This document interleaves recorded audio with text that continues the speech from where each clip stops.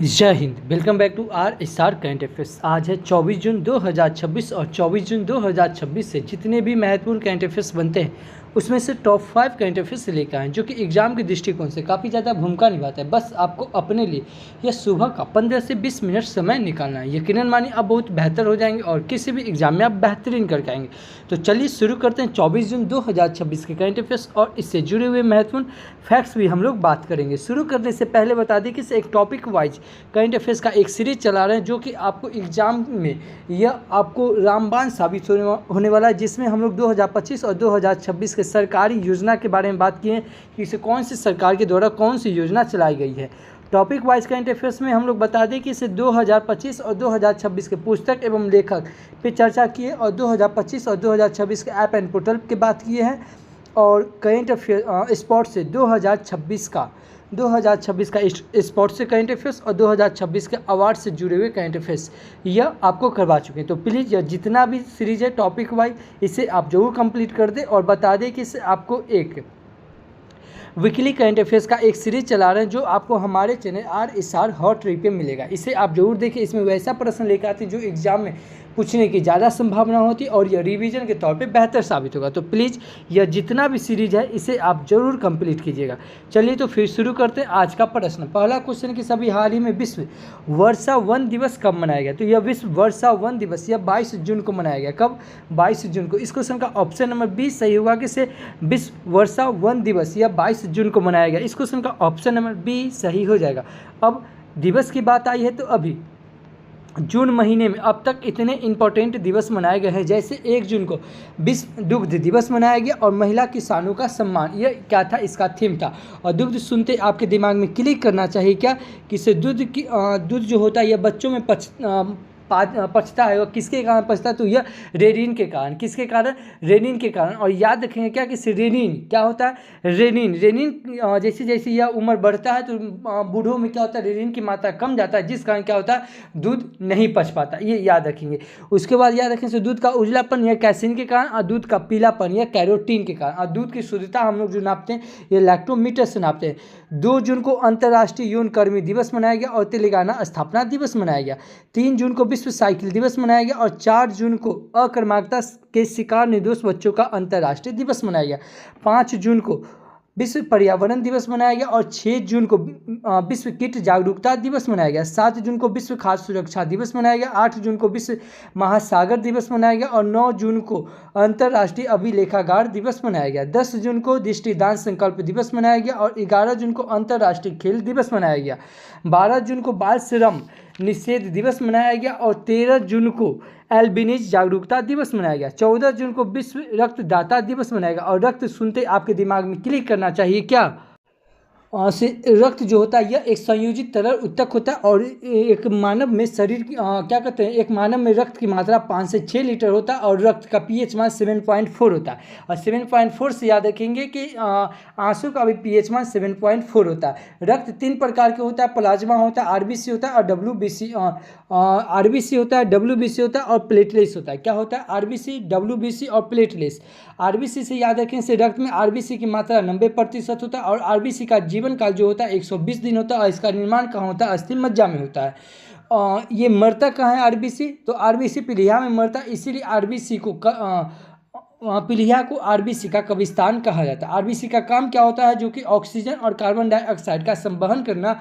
और आरबीसी में क्या होता है? एक हीमोग्लोबिन नामक एक प्रोटीन होता है जिसके कारण क्या होता है? खून लाल होता है। उसके बाद याद रखें से आरबीसी की कमी से एनीमिया रोग और पीलिया रोग होता है। अब बात आती है डब्ल्यूबीसी की। तो डब्ल्यूबीसी क्या होता है? यह सबसे कम होता है, रक्त में पाया जाता है और इसका जीवन काल 3 से 4 दिन पाया जाता है और यह आकार में सबसे बड़ी होती है। इसका निर्माण कहाँ होता है? अस्थि मज्जा में। याद रखेंगे क्या कि आरबीसी और डब्ल्यूबीसी दोनों का निर्माण कहाँ होता है? यह अस्थि मज्जा में। लेकिन आरबीसी मरता है पीलिया में और डब्ल्यूबीसी मरता है यह रक्त में, ये याद रखेंगे। उसके बाद याद रखेंगे क्या कि WBC दो प्रकार के होता है, एक लिम्फोसाइट और एक मोनोसाइट होता है। लिम्फोसाइट होता है जो हमें बीमारी से बचाता है और मोनोसाइट होता है जो कि यह घाव भरने में मदद करता है। WBC की कमी से ल्यूकोमिया बीमारी होता है और WBC के ज़्यादा हो जाने से क्या होता है, यह ल्यूकोपिनिया बीमारी होता है। अब बात आती है प्लेटलेट्स। प्लेटलेट्स क्या होता है, यह ये रक्त में 4.5 लाख से 6 लाख तक की यह प्लेटलेट्स पाया जाता है और यह शरीर में कट लग जाने पर रक्त के बहाव को रोकने में यह मदद करता है। कौन? प्लेटलेट्स। प्लेटलेट्स से याद रखें से यह चिकनगुनिया और डेंगू जैसी बीमारी में क्या होता है कि इससे प्लेटलेट्स कम हो जाता है और डेंगू जो होता है यह एडिस एजिप्टी मच्छर के काटने से होता है। याद रखें क्या कि मानव शरीर में खून जो होता है जो अंदर शरीर के अंदर नहीं जमता है, यह हेपेरिन की कमी से हेपेरिन के कारण से यह नहीं जमता है। रक्त परिसंचरण तंत्र का खोज कौन किया था? तो विलियम हार्वे। और ब्लड ग्रुप का खोज कौन किया था? तो यह कार्ल लैंडस्टेनर ने किया था। और ब्लड ग्रुप से याद रखेंगे क्या कि ब्लड ग्रुप ओ को सर्वदाता कहते हैं क्योंकि यह सबको दे सकता है, और ए बी को ब्लड ग्रुप ए बी को सबग्राही कहते हैं जो कि यह सबको सबसे यह ले सकता है। इतना याद रखेंगे। 15 जून को वैश्विक पवन दिवस मनाया जाता है। 16 जून को अंतर्राष्ट्रीय पारंपरिक धन प्रेषण दिवस और 17 जून को विश्व मरुस्थलीकरण एवं सूखा रोकथाम दिवस और साथ में विश्व मगरमच्छ दिवस मनाया जाता है। 18 जून को हेट स्पीच का सामना करने के लिए अंतर्राष्ट्रीय दिवस मनाया जाता है और 19 जून को विश्व सिकल सेल दिवस मनाया जाता है और 20 जून को विश्व शरणार्थी दिवस और 21 जून को विश्व संगीत दिवस मनाया जाता है। तो जून महीने में अब तक इतने इंपॉर्टेंट दिवस मनाए गए हैं। अगला क्वेश्चन कि सभी हाल ही में विश्व बैंक ने किस राज्य की जल संरक्षित परियोजना के लिए 400 करोड़ रुपए का ऋण स्वीकृत किया है? तो यह हरियाणा सरकार ने किया है। कौन किया? हरियाणा सरकार ने। इस क्वेश्चन का ऑप्शन नंबर बी सही हुआ कि सभी हाल ही में विश्व बैंक ने हरियाणा राज्य की जल संरक्षित परियोजना के लिए 4000 करोड़ रुपए का ऋण स्वीकृत किया है। अब हरियाणा की बात आई है, यह है मैप में हरियाणा। हरियाणा की कैपिटल क्या हो जाएगा? चंडीगढ़। हरियाणा के सीएम कौन है? न्याम सिंह सहनी। और हरियाणा के गवर्नर कौन है? प्रोफेसर असीम कुमार घोष। कौन है? असीम कुमार घोष। याद रखेंगे क्या कि भारत का पहला संविधान संग्रहालय यह कहाँ बनेगा? हरियाणा के सोनीतपुर में बनेगा। और सूरजकुंड मेला यह कहाँ हुआ है? तो यह हरियाणा के फरीदाबाद में हुआ और इसमें थीम स्टेट कौन था? तो उड़ीसा और मध्य प्रदेश। AI केंद्र कहाँ खुलेगा? यह हरियाणा में और यह विश्व बैंक की सहायता से खुलेगा। भारत का पहला हाइड्रोजन ट्रेन कहाँ चलेगा? तो यह हरियाणा में चलेगा और हरियाणा में रूर लोकनृत्य, सांग लोकनृत्य, मंजिला लोकनृत्य, छमाल लोकनृत्य, खेरिया लोकनृत्य, खेरा लोकनृत्य और फाग लोकनृत्य पाई जाती है। हरियाणा में Sultanpur national park, Kaleshwar national park और अभी हरियाणा सरकार के द्वारा हर खेत स्वास्थ्य खेत योजना, गवाह सुरक्षा योजना, मातृ वन योजना, सवेरा प्रोग्राम योजना और लाडो लक्ष्मी योजना चलाया गया। याद रखें इसे लाडो लक्ष्मी योजना यह हरियाणा सरकार के द्वारा और लाडो लक्ष्मी योजना, ठीक है, देखिए लाडली लक्ष्मी योजना यह मध्य प्रदेश सरकार के द्वारा। क्या बोले? देखिए ध्यान दीजिएगा, लाडो लक्ष्मी योजना कहेगा तो यह हरियाणा सरकार के द्वारा और लाडली लक्ष्मी योजना कहेगा तो यह मध्य प्रदेश सरकार के द्वारा। नमो लक्ष्मी योजना यह गुजरात सरकार के द्वारा चलाया गया। अभेद ऐप यह हरियाणा सरकार के द्वारा शुरू किया गया और सरस्वती वन जीव अभ्यारण्य यह भी हरियाणा सरकार के द्वारा शुरू किया गया। अभी India AI data lab launch करने वाली पहली निजी यूनिवर्सिटी चंडीगढ़ यूनिवर्सिटी बन गई है। एशियाई एथलेटिक चैंपियनशिप 2027 का आयोजन चंडीगढ़ में किया जाएगा और माइक्रोसॉफ्ट ने भारत में अपना पहला AI skill centre Chandigarh university में शुरू किया और हरियाणा की पुलिस ने नागरिक की सुरक्षा के लिए अवैध एप्लीकेशन लॉन्च किया। ये अभी आपको रिकॉल करवाया। भारतीय वायुसेना की सूर्य किरण एरोबैटिक्स टीम ने चंडीगढ़ में 2 दिन के वायु प्रदर्शन का आयोजन किया और भारत का पहला liquefied petroleum gas LPG automated teller machine जो कि ATM गुरुग्राम में लॉन्च किया जाएगा। हरियाणा में 2026-27 के लिए 2.23 लाख करोड़ का बजट पेश किया है। तो इतना याद रखेंगे हरियाणा से। अच्छा, चैनल पे पहली बार आए हैं, चैनल को सब्सक्राइब कर ले, बगल के बेल आइकन को प्रेस कर दे। जो भी स्टडी ग्रुप हो व्हाट्सएप फेसबुक उस पर शेयर जरूर करें, क्योंकि आपको हम बता दें कि आपको हम एज ए टीचर की तरह नहीं, एज ए स्टूडेंट की तरह बताते हैं कि कैसे एक स्टूडेंट को करंट अफेयर्स से स्टैटिक का पार्ट, ज्योग्राफी का पार्ट, पॉलिटी का पार्ट, ओवरऑल जितना हो सके ना उतना को कनेक्ट करके बताते हैं। अब को कनेक्ट करके पढ़ने से क्या होता है ना, चीज़ें ना आसान हो जाती। तो प्लीज़ आप कहीं भी पढ़ते हैं, किसी से भी पढ़ते हैं, लेकिन को कनेक्ट करके जरूर पढ़िएगा, क्योंकि को कनेक्ट करके पढ़ते हैं तो इससे क्या होता है ना, चीज़ें ना आपके लिए आसान हो जाती है। तो इतना याद रखेंगे हरियाणा से। अगला क्वेश्चन है कि सभी हाल ही में international tribunal for the law of the sea में किस भारतीय को जज के पद पर नियुक्त किया गया है? यह बिमल एन पटेल को नियुक्त किया गया। इस क्वेश्चन का ऑप्शन नंबर बी सही होगा कि ये है बिमल एन पटेल। इनको अभी international tribunal for the law of the sea में अभी इनको जज के पद पर नियुक्त किया गया। इस क्वेश्चन का ऑप्शन नंबर बी सही हो जाएगा। अब नियुक्ति की बात आई है तो अभी राष्ट्रीय जांच एजेंसी NIA का महानिरीक्षक सुंदर राज पी को नियुक्त किया गया है। राष्ट्रीय सांख्यिकी आयोग का अध्यक्ष सैबल चट्टोपाध्याय को नियुक्त किया गया है। श्रम आंकड़ों पर उच्च स्तरीय तकनीकी विशेष समिति के अध्यक्ष अलख N शर्मा को नियुक्त किया गया है। भारतीय बीमा विनियामक और विकास प्राधिकरण IRDAI के सदस्य के रूप में दिनेश पंत को नियुक्त किया गया है। लेफ्टिनेंट जनरल धीरज सेठ को भारत का अगला थल सेना अध्यक्ष नियुक्त किया गया और रुद्र गौरव श्रेष्ठ को तुर्की गणराज्य में भारत का राजदूत नियुक्त किया गया है। भारत ने दिनेश त्रिवेदी को बांग्लादेश में अपना उच्चायुक्त नियुक्त किया गया। अच्छा, नियुक्ति की बात आई तो अब आप आंख बंद कीजिए और कुछ इंपॉर्टेंट नियुक्ति आपको रिकॉल करवा रहे हैं, बस आप उसको मेरे साथ रिकॉल कीजिए। जैसे रिकॉल करवाएं वैसे वैसे आप कनेक्ट करके पढ़िए। जैसे बताते हैं, DRDO के अध्यक्ष कौन है? राजेश कुमार सिंह। कौन है? DRDO के अध्यक्ष कौन है? राजेश कुमार सिंह। उसके बाद कौन है? इसरो के अध्यक्ष कौन है? V नारायण। कौन है? V नारायण। BSF के कौन है? प्रवीण कुमार। कौन है? प्रवीण। अब प्रवीण नाम सुनते आपके दिमाग में क्लिक करना चाहिए क्या? CBI के अध्यक्ष कौन है? प्रवीण सूद। CBC के अध्यक्ष कौन है? प्रवीण कुमार श्रीवास्तव। कौन है? प्रवीण कुमार श्रीवास्तव। और एक है परवीर रंजन जो कि CISF के महानिदेशक है। ITBP के महानिदेशक कौन है? शत्रुजीत सिंह कपूर। NCC के कौन है? वीरेंद्र वस्त। सेबी के कौन है? तुहिंत कांत। रॉ के चेयरमैन कौन है? पराग जैन। BPCL के अध्यक्ष कौन है? संजय खन्ना। और संजय नाम सुनते आपके दिमाग में क्लिक करना चाहिए क्या? कैग। क्या है? कैग नियंत्रक एवं महालेख परीक्षक के अध्यक्ष कौन है? संजय मूर्ति है, जिसका वर्णन संविधान के आर्टिकल 148 में है।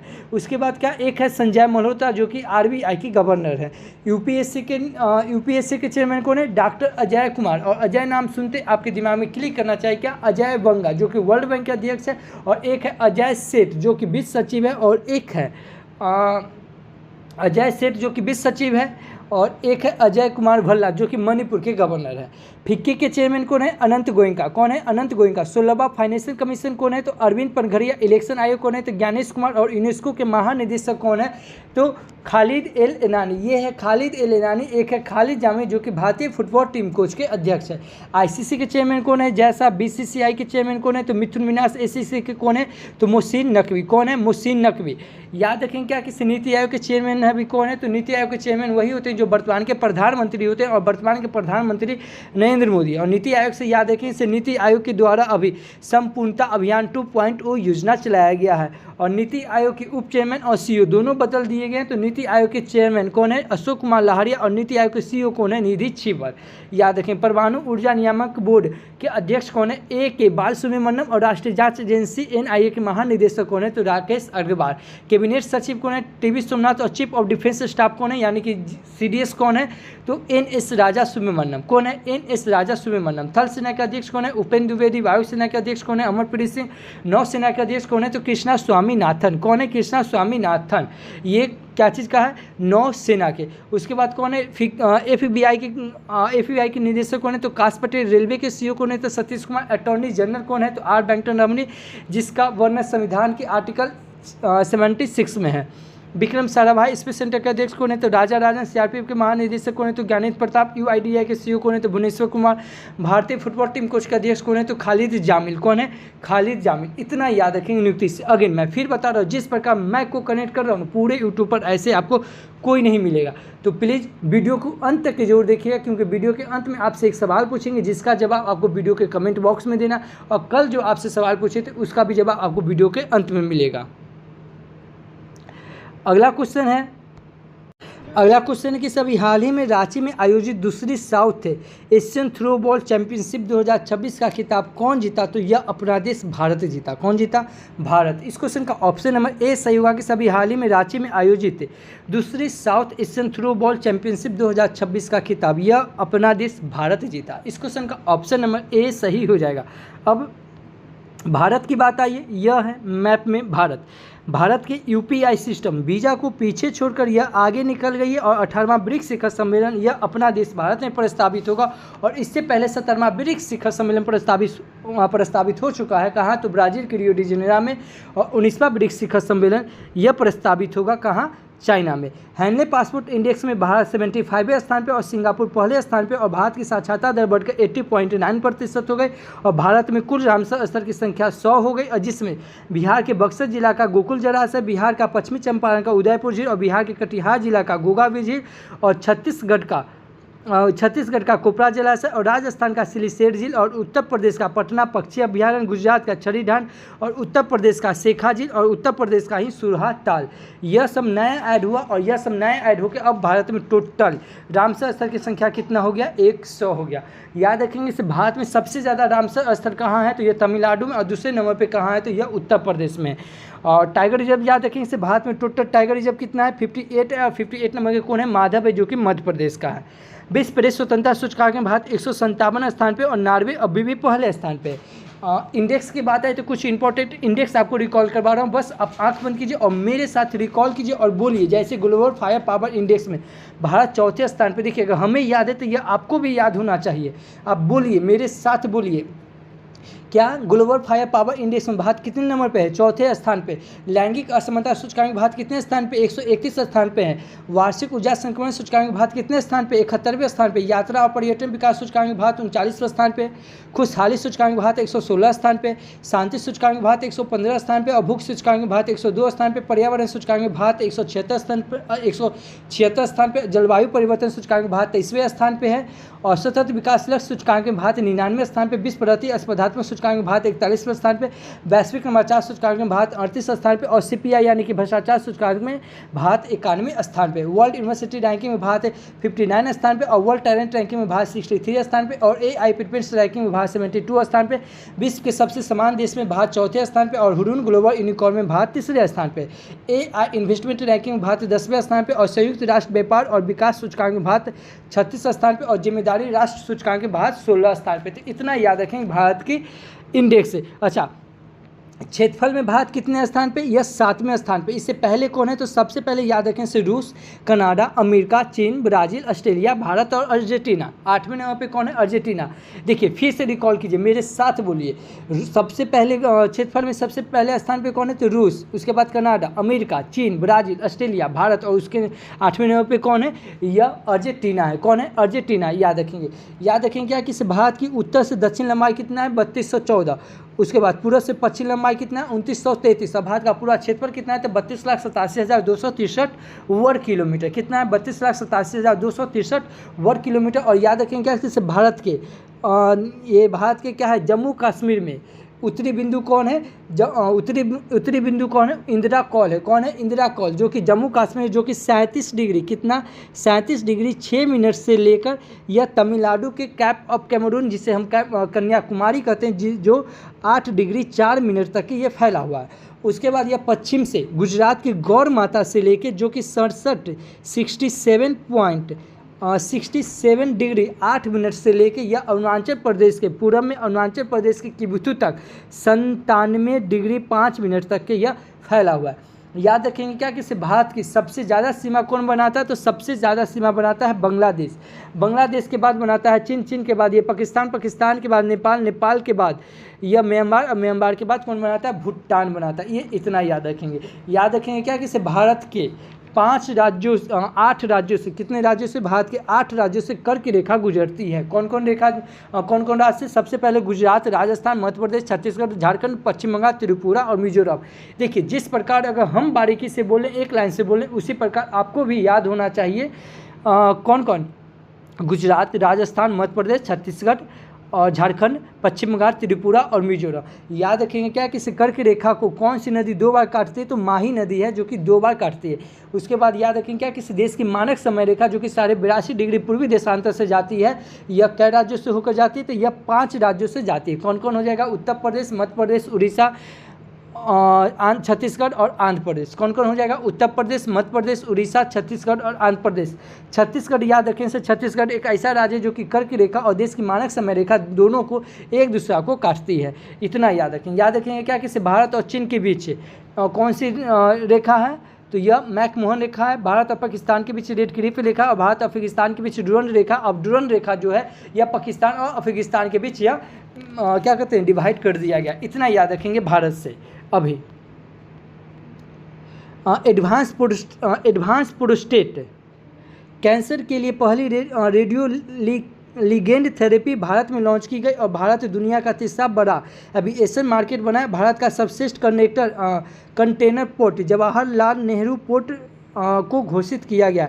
अहमदाबाद में आयोजित वर्ल्ड योगासन चैंपियनशिप 2026 में भारत ने पहला स्थान हासिल किया और SAFF महिला चैंपियनशिप 2026 का खिताब भारत ने जीता और भारत की पुरुष hockey team under 80 young Asia cup जीता। कौन जीता? भारत दुनिया का दूसरा सबसे बड़ा सौर ऊर्जा बाजार बन गया है। इतना याद रखेंगे भारत से। अच्छा, भारत से कुछ और इम्पोर्टेंट बताता हूँ। जैसे भारत में पहला सौरभ रिंग पार्क कहाँ बनेगा? यह तमिलनाडु में। भारत का पहला AI पावर यूनिवर्सिटी कहाँ बनेगा? तो यह उत्तर प्रदेश के मेरठ में बनेगा। भारत का पहला मनोजन क्लिनिक क्या है? मनोजन क्लिनिक कहाँ बनेगा? तो यह महाराष्ट्र में। दुनिया का पहला बायोविटामिन उत्पादन करने वाला पहला देश कौन बन गया? तो यह भारत बन गया। भारत का पहला कार्बन सूखने वाला भारत का पहला शैवाल ब्रिज कहाँ लॉन्च किया गया? यह मध्य प्रदेश के भोपाल में। भारत का पहला क्वांटम कंप्यूटर गांव कौन बना? यह अमरावती। भारत का पहला मधुबे बायोबैंक कहाँ बना? यह चेन्नई में। भारत का पहला स्किल सेंटर कहाँ स्थापित किया जा रहा है? तो यह उड़ीसा के संबलपुर में। भारत का पहला जटायु संरक्षण केंद्र कहाँ बनेगा? यह उत्तर प्रदेश के महाराजा में। भारत का पहला जल विश्वविद्यालय कहाँ बनेगा? यह उत्तर प्रदेश के हमीरपुर में। भारत का पहला एयर कार्गो हब कहाँ बनेगा? यह नोएडा में। और भारत का पहला पावर म्यूजियम कहाँ बनेगा? तो यह पटना में। भारत का पहला पावर टेस्ला सेंटर कहाँ बनेगा? यह गुरुग्राम में। और भारत का पहला विक्रांत अंतरिक्ष यात्री कौन था? तो जॉन मैकफॉल था। इतना याद रखेंगे भारत से। देखिए, वीडियो को ना अंत तक के जरूर देखिए क्योंकि बहुत मेहनत किया जा रहा है आपके लिए। अगला क्वेश्चन है कि सभी हाल ही में वर्ल्ड इकोनॉमिक फोरम WEF द्वारा जारी एनर्जी ट्रांजिशन इंडेक्स 2026 में भारत कितने स्थान पे? तो यह 70वें स्थान पे। कितने स्थान पे?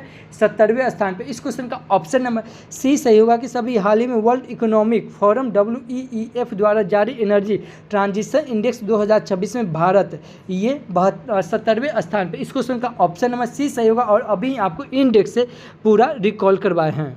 इतना याद रखेंगे। अगला क्वेश्चन है कि सभी हाल ही में मोदी ने कहा स्वदेश में निर्मित नौसेना के तीन जहाजों INS दूनागिरी, INS शोधक और INS अग्रे का अनावरण कहाँ किया है? तो यह कोलकाता में किया है। कहाँ किया है? कोलकाता में। इस क्वेश्चन का ऑप्शन नंबर सी सही होगा कि सभी हाल ही में PM मोदी ने अभी कलकत्ता में स्वदेश में निर्मित नौसेना के 3 जहाजों INS दूनागिरी और INS शोधक और INS अग्रे का अनावरण किया है। इस क्वेश्चन का ऑप्शन नंबर सी सही हो जाएगा। अगला क्वेश्चन है कि सभी हाल ही में कहाँ पहले पूरी तरह से महिलाओं द्वारा संचालित पुलिस स्टेशन का कहाँ उद्घाटन किया गया? तो यह दिल्ली में किया गया। इस क्वेश्चन का ऑप्शन नंबर डी सही होगा कि अभी हाल ही में दिल्ली में पूरी तरह से महिलाओं द्वारा संचालित पुलिस स्टेशन का उद्घाटन यह दिल्ली में किया गया। इस क्वेश्चन का ऑप्शन नंबर डी सही हो जाएगा। अब दिल्ली की बात आई है तो अब आप आंख बंद कीजिए और जैसे जैसे मैं को कनेक्ट कर रहा हूँ वैसे वैसे आप कनेक्ट कीजिए दिल्ली से। जैसे अभी दिल्ली में राहबीर योजना, दुर्गा योजना, अनमोल योजना, ई बाइक दीदी योजना, लखपति बिटिया योजना शुरू किया गया। ऑपरेशन सास चलाया गया दिल्ली में। जनजातीय कला उत्सव मनाया गया। अमृत महोत्सव 2026 का आयोजन कहाँ हुआ है? दिल्ली में अभी विकासशील युवा भारत संवाद शुरू हुआ है। मेरा भारत मेरा योगदान अभियान शुरू हुआ। ब्रिक्स सांस्कृतिक कार्य समूह की पहली बैठक कहाँ हुआ है? तो यह दिल्ली में। नारी शक्ति वंदन सम्मेलन कहाँ हुआ है? तो दिल्ली में। विकसित भारत युवा संवाद कहाँ हुआ है? तो दिल्ली में। सहकारी कुंभ 2025 का आयोजन कहाँ हुआ है? तो दिल्ली में। संयुक्त राष्ट्र महिला शांति सैनिक सम्मेलन कहाँ हुआ है? तो दिल्ली में। और दिल्ली से याद रखेंगे क्या कि दिल्ली में अभी भारत इलेक्ट्रिसिटी समिट कहाँ हुआ है? तो यह भी दिल्ली में हुआ। और दिल्ली से याद रखेंगे क्या, किसे, बिम्स्टेक। बिम्स्टेक म्यूजिक सम्मेलन का हुआ था दिल्ली में, और बिम्स्टेक इस सम्मेलन का हुआ था गांधीनगर में, और बिम्स्टेक सम्मेलन का हुआ था यह थाईलैंड में। सेमिकॉन इंडिया 2025 का आयोजन कहाँ होगा, तो यह दिल्ली में। नमो रन मैराथन का आयोजन कहाँ होगा, तो दिल्ली में। वर्ल्ड यूनिवर्सिटी रैंकिंग एशियाई 2026 में टॉप यूनिवर्सिटी का दर्जा किसे दिया गया, तो यह IIT दिल्ली को दिया गया। भारत का पहला विधानसभा जो पूरी तरह 16 से चलेगा, तो यह दिल्ली विधानसभा। और याद रखेंगे क्या, किससे, दिल्ली में भी विश्व पुस्तक मेला का आयोजन हुआ, 27वां सदस्य आजीविका मेला का आयोजन हुआ, और दिल्ली में महिला समृद्धि योजना और एक सड़क एक दिन योजना चलाया गया है। अभी दिल्ली में अभी जलवायु घड़ी लगी, और घड़ी से 2 क्वेश्चन क्लिक करना चाहिए क्या, एक वैदिक घड़ी कहाँ, तो मध्य प्रदेश के उज्जैन में, और एक जनसंख्या घड़ी कहाँ, तो कर्नाटक के बेंगलुरु में। दिल्ली में 2+2 वार्तालाप हुआ है, राजसेना बैठक दिल्ली में हुआ, और दिल्ली यमुना नदी के किनारे है, और यमुना नदी से याद रखें, यमुना नदी के किनारे 3 शहर और बसा हुआ, एक हो गया आगरा, एक हो गया मथुरा। छठवां नदी उत्सव कहाँ मनाया गया, दिल्ली में। आबादी सर्वेक्षण कहाँ शुरू हुआ, तो दिल्ली में। और दिल्ली से याद रखें क्या, AI इम्पैक्ट समिट कहाँ हुआ है, तो दिल्ली में। और दिल्ली से AI से याद रखें, AI समिट कहाँ होगा, तो जिनेवा में। और road to AI impact summit कहाँ होगा, तो दुबई से। और दुबई से 2 क्वेश्चन और क्लिक करना चाहिए क्या, वर्ल्ड गवर्नमेंट समिट कहाँ होगा, तो दुबई में। और गल्फ फूड समिट कहाँ होगा, तो दुबई में। अगेन मैं फिर बता रहा हूँ, जिस प्रकार मैं को कनेक्ट कर रहा हूँ ना, पूरे यूट्यूब पर आपको ऐसे कोई नहीं मिलेगा कनेक्ट करते हुए। अगला क्वेश्चन है कि सभी हाल ही में महिला T20 अंतर्राष्ट्रीय क्रिकेट में सबसे ज़्यादा विकेट लेने वाले गेंदबाज कौन बन गए, तो यह दीप्ति शर्मा बन गए। कौन बन गए, दीप्ति शर्मा। इस क्वेश्चन का ऑप्शन नंबर बी सही होगा कि सभी हाल ही में महिला T20 अंतर्राष्ट्रीय क्रिकेट में सबसे ज़्यादा विकेट लेने वाले गेंदबाज यह दीप्ति शर्मा बन गए। इस क्वेश्चन का ऑप्शन नंबर बी सही हो जाएगा। अगला क्वेश्चन कि सभी हाल ही में किस देश ने प्राथमिक विद्यालय में जेनरेटिव AI उपकरणों के उपयोग को लगभग पूरी तरह प्रतिबंध किया जा रहा है, यह किया है नॉर्वे। कौन किया है, नॉर्वे। इस क्वेश्चन का ऑप्शन नंबर सी सही होगा कि सभी हाल में नॉर्वे देश के प्राथमिक विद्यालयों में जेनरेटिव AI उपकरणों को उपयोग को लगभग पूरी तरह प्रतिबंध किया जा रहा है। इस क्वेश्चन का ऑप्शन नंबर सी सही हो जाएगा। अब नॉर्वे की बात आई, यह है मैप में नॉर्वे। नॉर्वे की कैपिटल क्या हो जाएगा, ओस्लो। नॉर्वे की करेंसी क्या हो जाएगा, नॉर्वियन कोरन। और नॉर्वे के प्राइम मिनिस्टर कौन हो जाएगा, जॉन्स घर स्टोर। कौन है, जॉन्स घर स्टोर। इतना याद रखेंगे।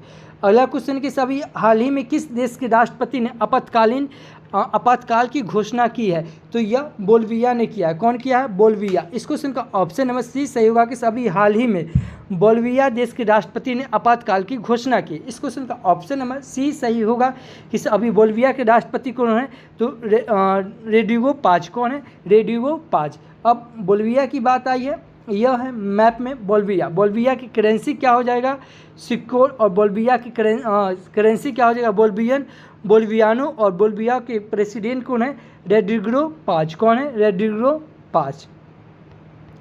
अगला क्वेश्चन है कि सभी हाल ही में बार्सिलोना ग्रैंड प्रिक्स 2026 का खिताब कौन जीता, तो यह लुइस हैमिल्टन ने जीता। कौन जीता, लुइस हैमिल्टन। इस क्वेश्चन का ऑप्शन नंबर सी सही होगा, ये है लुइस हैमिल्टन। इन्होंने अभी बार्सिलोना में ग्रैंड प्रिक्स 2026 का खिताब जीता। इस क्वेश्चन का ऑप्शन नंबर सी सही हो जाएगा।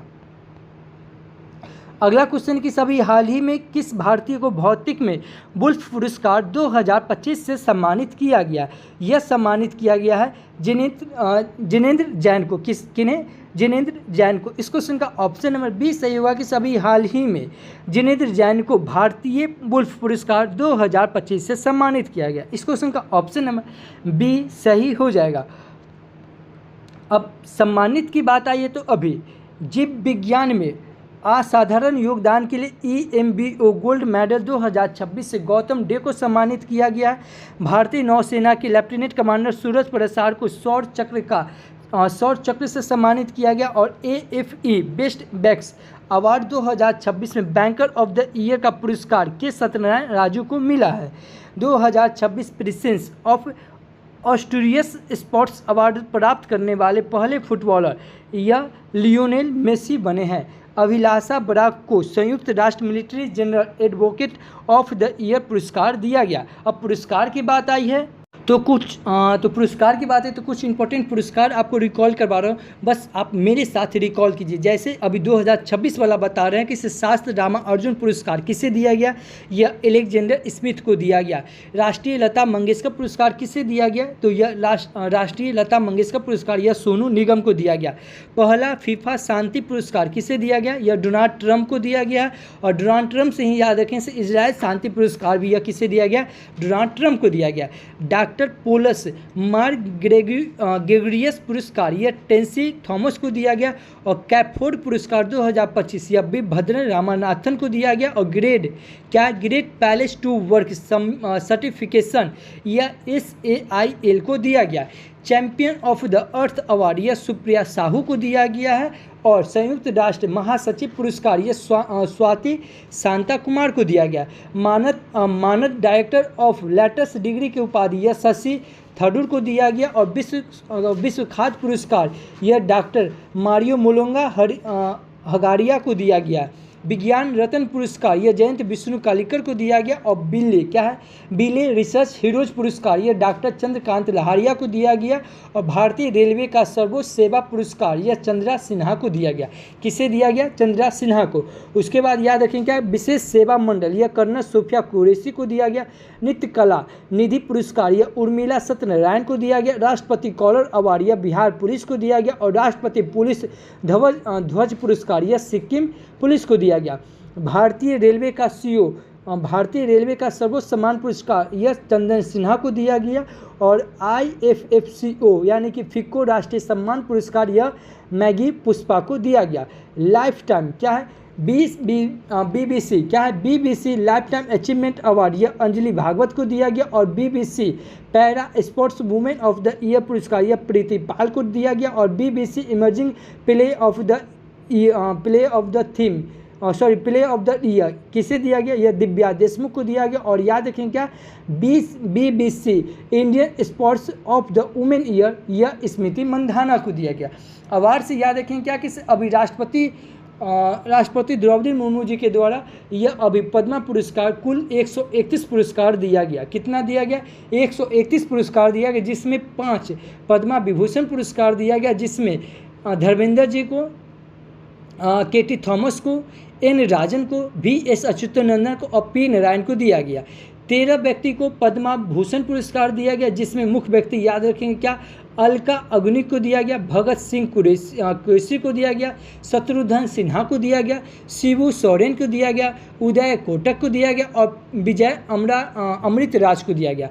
113 पुरस्कार पद्मश्री दिया गया, जिसमें से याद रखें क्या, रोहित शर्मा और सविता पूर्णिया को दिया गया, हरमनप्रीत कौर को दिया गया, बिस्वा बंधु को दिया गया, गोपाल को दिया गया और भरत सिंह भारती को दिया गया। देखिए अगर मैं फिर बता रहा हूँ, पढ़ने के लिए बहुत कुछ है, लेकिन मैं आपको वही बताऊँगा जो एग्जाम में पूछने की ज़्यादा संभावना है। उसके बाद लोकमान्य तिलक अवार्ड, यह कुछ अवार्ड 2025 वाला अब आपको रिकॉल करवा रहा है। जैसे लोकमान्य तिलक अवार्ड यह किसे दिया गया, नितिन गडकरी को। चंद्रशेखर सरस्वती अवार्ड किसे दिया गया, S जयशंकर को। Global teacher award Rahul Nagi को। यह आप इस दिमाग में सेट कर लीजिए, एग्जाम में छपेगा तो छपेगा क्या, ग्लोबल टीचर अवार्ड इसलिए छपेगा क्योंकि यह राहुल नागी है, यह बिहार के हैं, इसीलिए इनको यह एग्जाम में छपेगा कि ग्लोबल टीचर अवार्ड किसे दिया गया, तो राहुल नागी को दिया गया। दादा साहब फाल्के पुरस्कार 2025 में किसे दिया गया था, मोहनलाल को। और 2026 में आनंद बलराज को दिया गया। दीनानाथ मंगेशकर पुरस्कार यह सत्यमंगलम बिड़ला को दिया गया। और सुभाष चंद्र बोस आपदा प्रबंधन पुरस्कार यह सीता सैलको को दिया गया। और यह एक संस्था को भी दिया जाता है, तो यह सिक्किम राज्य को दिया गया।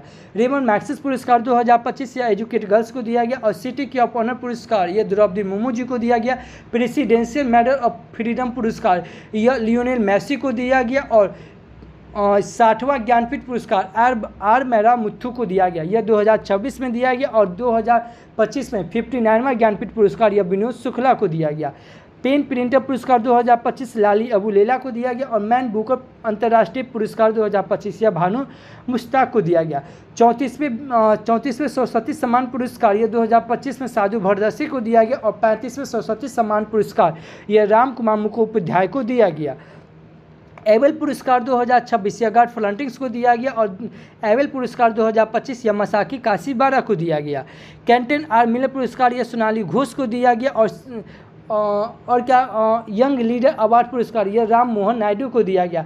NTR क्या है, NTR राष्ट्रीय फिल्म पुरस्कार यह चिरंजीवी को दिया गया। और विटली अवार्ड ये इंपॉर्टेंट है, ये याद रखिएगा। विटली अवार्ड 2026 क्या है, विटली अवार्ड 2026 या परवीन शेख और बरखा को दिया गया। कौन सा अवार्ड, विटली अवार्ड, ये याद रखेंगे।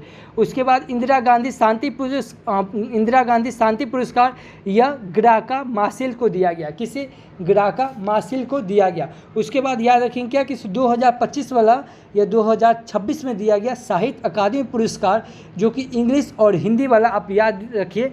जैसे इंग्लिश में दिया गया नौतेज सरना को और हिंदी में दिया गया ममता कालिया को, जो कि इनका एक कविता है जीते जी इलाहाबाद। क्या है, जीते जी इलाहाबाद। उसके बाद याद रखिए मिस इंडिया वर्ल्ड 2026 क्या, मिस इंडिया वर्ल्ड यह किसे दिया गया 2026 में, तो साध्वी सतीश सैल को। किसे, साध्वी सतीश सैल को दिया गया। तो इतना याद रखेंगे पुरस्कार से। देखिए जितना चीज़ रिकॉल करवाए ना, कोई फालतू नहीं करवाए, यह सब एग्जाम में पूछने की ज़्यादा संभावना है। आज के लिए आपका प्रश्न कि अभी हाल ही में पूर्वोत्तर के सबसे बड़े ऑर्गेनिक मसाला प्रोसेसिंग प्लांट का उद्घाटन किस राज्य में किया जाएगा। अगर आप हमारा वीडियो कंटिन्यू देख रहे हैं तो इस क्वेश्चन का आंसर आपको आना चाहिए। नहीं आता है, मोबाइल उठाइए, वीडियो को पॉज कीजिए, गूगल पे सर्च कीजिए, जितना फैक्ट्स बनता है उतना लिख दीजिए। यकीनन मानिए किसी भी चीज़ को आप लिख देते हैं ना, वो हमेशा के लिए आपको याद हो जाता है। तो लिखने की हैबिट जरूर डालिए। अगर इस वीडियो का अगर PDF फाइल चाहिए तो आप हमारे Telegram channel RSR current affairs search करके जुड़ सकते हैं, या इस QR कोड को स्कैन करके जुड़ सकते हैं। टेलीग्राम जरूर ज्वाइन कर जाए, क्योंकि टेलीग्राम पे आपको इसका वीडियो मिल जाएगा। वीडियो के ठीक नीचे आपको इसका PDF फाइल मिल जाएगा, और PDF फाइल के नीचे ठीक आपको इसका MCQ मिल जाएगा, जो यह रिवीजन के तौर पे बेहतर साबित होगा। आप कभी भी किसी भी समय आप इसको यह टेस्ट लगा सकते हैं। तो प्लीज़ जो जितना भी चीज़ बताया है ना, एक एक लाइन इम्पोर्टेंट है। और कल जो आपसे क्वेश्चन पूछा गया था कि अभी हाल ही में भारत का सबसे ऊंचा विंड क्या है, भारत का सबसे ऊंचा विंड टरबाइन किस राज्य में स्थापित किया गया, तो यह कर्नाटक में किया गया। कहाँ, कर्नाटक में। इस क्वेश्चन का ऑप्शन नंबर C सही था। देखिए मैं फिर बता रहा हूँ, अगर आप डेडिकेटेड स्टूडेंट हैं तो जितना फैक्ट्स मैं को कनेक्ट करके बता रहा हूँ, यस आपको मज़ा आ रहा है। अगर मज़ा आ रहा है तो प्लीज़ चैनल को सब्सक्राइब कर ले, बगल के बेल आइकन को प्रेस कर दे। जो भी स्टडी ग्रुप हो व्हाट्सअप फेसबुक उस पर से जरूर करें, और एक छोटा सा कमेंट करके बताएं कि यह वीडियो आपको कैसा लगता है, क्योंकि आपका एक छोटा सा कमेंट मेरे लिए एज ए फ्यूल की तरह काम करता है। तो thank you for watching this video. जय हिंद।